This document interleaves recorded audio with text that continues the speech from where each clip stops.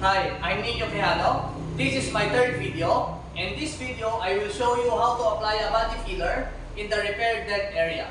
I will make sure that I'm wearing my personal protective equipment like my overall, my safety shoes, my safety goggles, cotton gloves, air breather mask, and ear muffs. Okay? And these are the tools that I'm going to use. Filler knife, body filler, hardener, different grades of sandpapers, degreaser, clean cloth, and also a grinder. Okay, let's start now. I'm going to sand the surface first.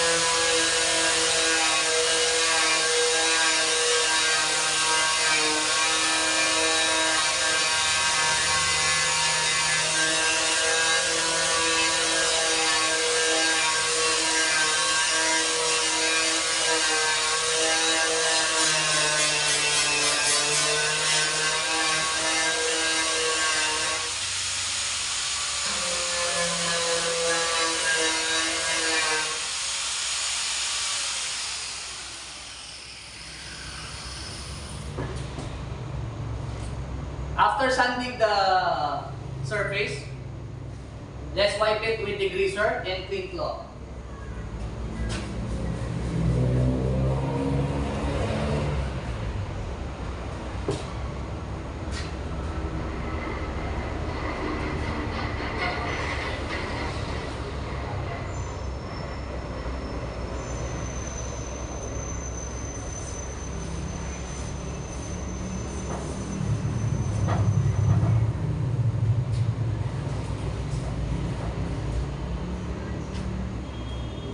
Okay, let's start mixing body filler and hardener.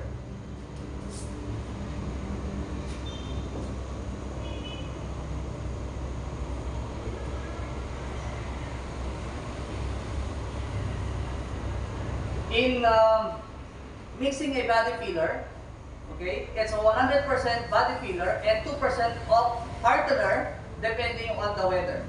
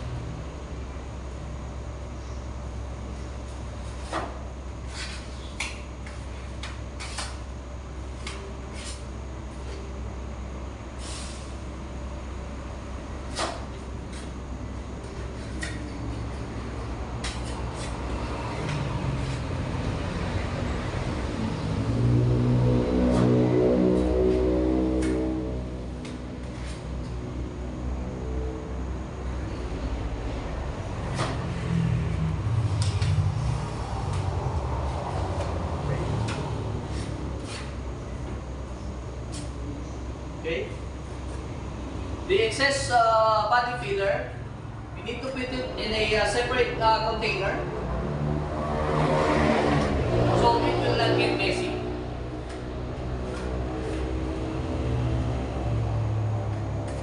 Okay. Now, after applying body filler, I will rest it and wait for 10 to 15 minutes to dry the body filler and ready for sanding later. Okay.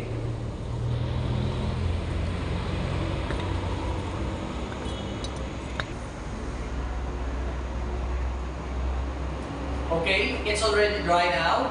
I'm going to sand it now using 80 grit of sandpaper.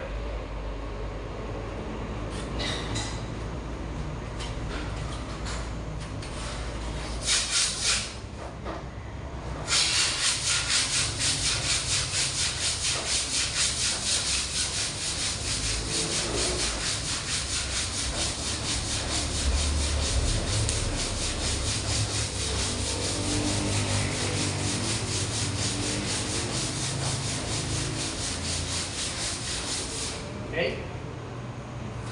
After using the 80 grit sandpaper, I will change it to 120 grit of sandpaper.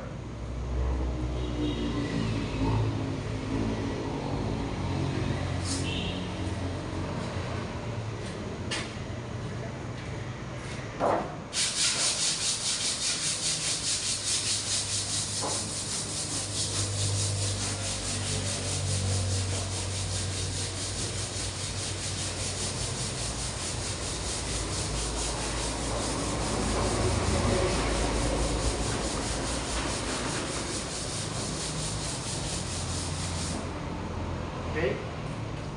After using 120 grit of sandpaper, I will change it to 400 grit of sandpaper.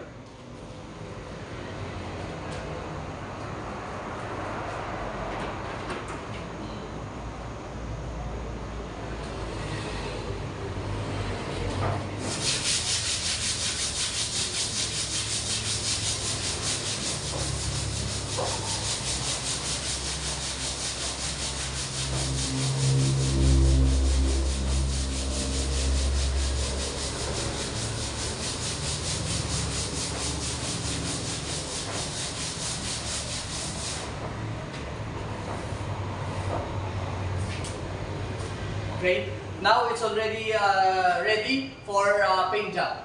Thank you.